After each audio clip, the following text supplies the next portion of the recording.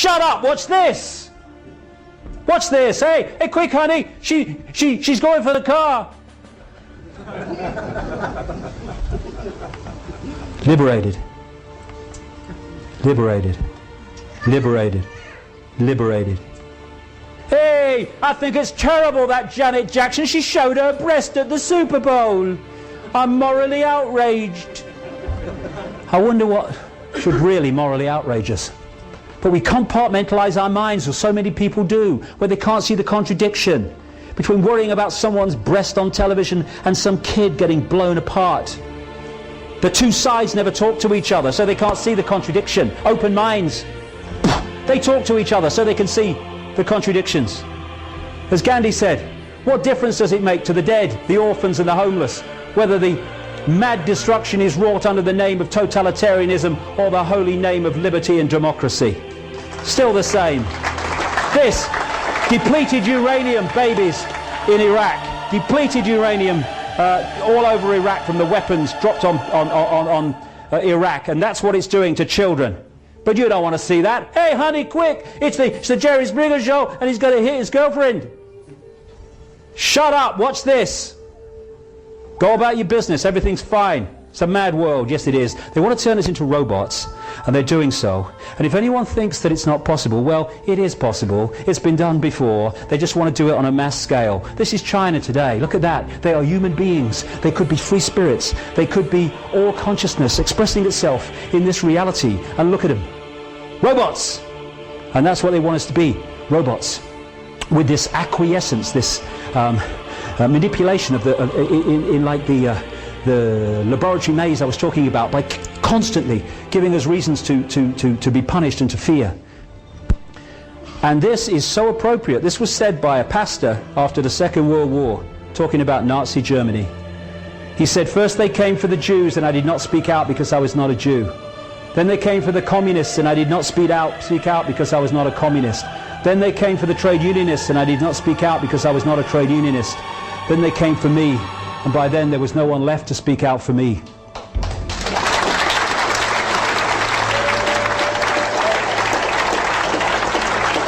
And what they're doing is picking off different sections of society, and the other sections are saying, well, it doesn't affect me, not my problem.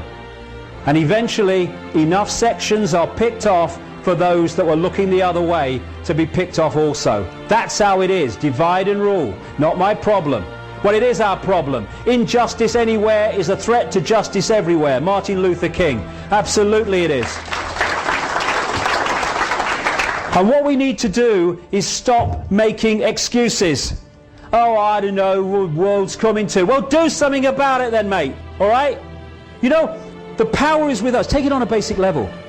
What we need is a mass non-cooperation, non-violent process of non-cooperation with that which wishes to enslave us.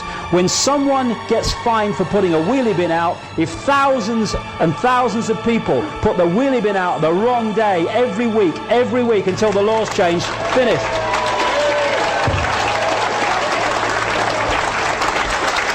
Injustice anywhere is injustice everywhere, potentially, because next time it's going to be us. And it's a house of cards, this. It's held together. The power that is used to enslave us is the power we give to the enslavers every day. They don't have power. They have our power. We give it to them. It's time to take it back. And by that, it means unity. So we might have a different religion or no religion.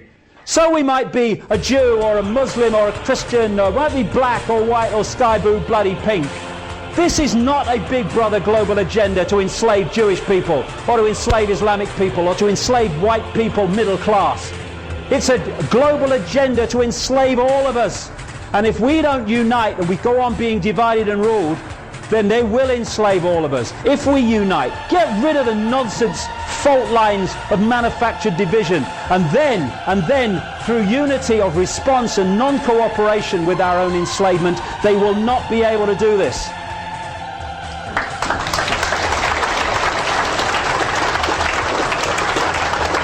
The key is to free our minds. We see the world like this. We need to see the, oh God, look at it. Free our minds. Einstein said, you cannot solve problems with the same level of consciousness that created them. And that's what we do. We have a political consciousness which comes in under a Labour name or a Republican name, and then they're replaced by the same political consciousness called Conservatives or Democrats. And nothing changes because the same level of consciousness that created the problem has come in to carry on creating the problems. We've got to go to another level of consciousness beyond this nonsense, beyond this playpen. As Gandhi said, you must be the change you want to see in the world. We are the world. What else has created the world that we are looking at? We have, or we've allowed it to be created on our in our name. There is no path to peace. Peace is the path. We've got to stop fighting each other before we divided and ruled into total enslavement. And Martin Luther King said this, cowardice asked the question, is it safe? Expediency asked the question, is it politic? Vanity asked the question, is it popular? But conscience asked the question, is it right? And there comes a time when one must take a position that is neither safe nor politic nor popular, but one must take it because it is right. And we are there now.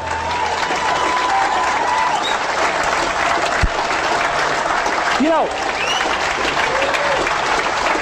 when someone said to me, what would change the world quicker than anyone else? I would say this, anything else, it would change overnight if we did this, because everything would come from it. If we stopped making decisions about our actions based on what is right for us in the moment, and started doing what we knew to be right by conscience and justice, this world would transform. This world has been created as we experience it by billions of people deciding every day, what do I do in the interests of me? Once we start saying, what do I do in the interests of justice, fairness and my own conscience, actions change, the world changes. And we are in control of that. And we are at a fork in the road now, because Big Brother's on a motorbike now. This is not the totalitarian tiptoe anymore, this is the totalitarian sprint. And we have one last chance to open our eyes, open our minds, and start getting involved in doing something about this. Because, you know, there's going to come a time, and it ain't too long from now, when we're going to have to look our children in the face, in the eyes, and we're going to have to answer the question without blinking and without averting them. What were you doing, Daddy, Mummy, Granddad, Grandma, when the fascist state came in that now controls every facet of our lives, including our thoughts? What were you doing when it came in? Now, for what, all my ills and all the rest of it, I won't have to blink. How many other people will be trying to look the other way? We have a chance now, still, not to be in that position. Because I'm 56, what have I got left? 10 years, 20 years, a bit longer maybe? The young people today, the kids today, the grandkids today, they're going to have to live their entire life in what these mad men want to introduce, are in the process of doing so fast. We owe it to them, if not to ourselves, not to leave them the design that these people have been working towards for so long. We need to get involved. And if we do in a united way, the power they're using to enslave us will be gone. Thank you.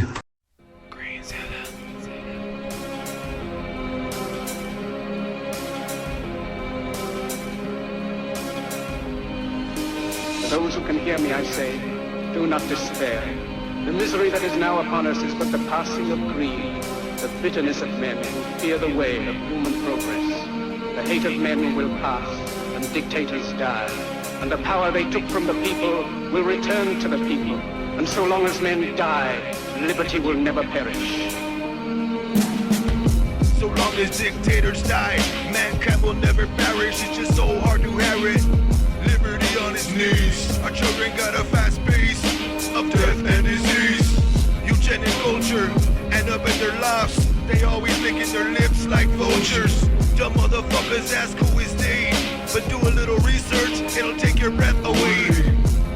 How can you look in your children's face, knowing the world is going down and just look away? And on Channel 9, you'll always see hungry kids standing in line. But what you don't see is above, and the choppers flying overhead cause they're occupied. A nation under remote control, gutted by cocaine, left in the cold.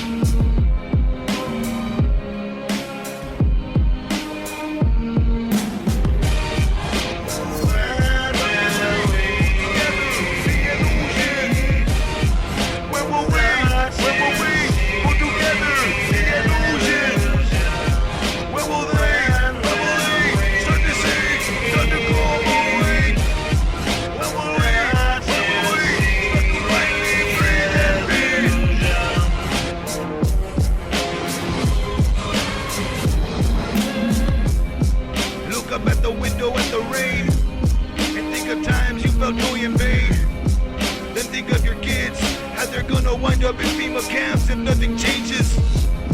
And it seems so dissident, and it seems so listless. Dumb motherfuckers ask who is they, but do a little research, it'll take your breath away.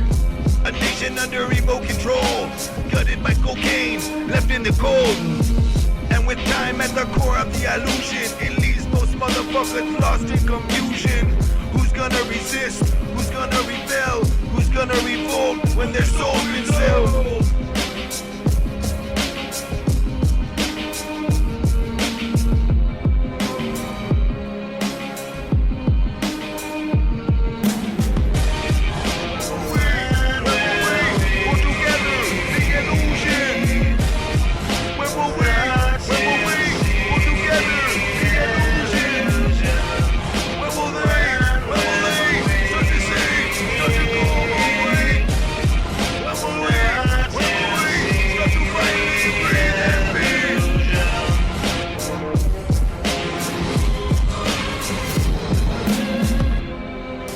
Soldiers, don't give yourselves to brutes. Men who despise you, enslave you, who regiment your lives, tell you what to do, what to think, or what to feel, who drill you, diet you, treat you like cattle, use you as cannon fodder. Don't give yourselves to these unnatural men, machine men with machine minds and machine hearts. You are not machines, you are not cattle, you are men. You have the love of humanity in your hearts.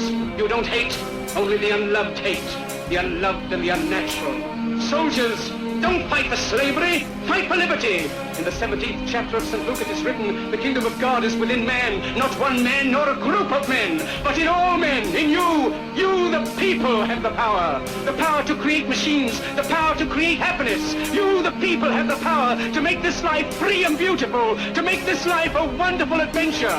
Then in the name of democracy, let us use that power. Let us all unite. Let us fight for a new world, a decent world, that will give men a chance to work, that will give youth a future and old age a security. By the promise of these things, brutes have risen to power, but they lie. They do not fulfill that promise. They never will. Dictators free themselves, but they enslave the people. Now let us fight to fulfill that promise. Let us fight to free the world, to do away with national barriers, to do away with greed, with hate and intolerance. Let us fight for a world of reason, a world where science and progress will lead to all men's happiness. Soldiers, in the name of democracy,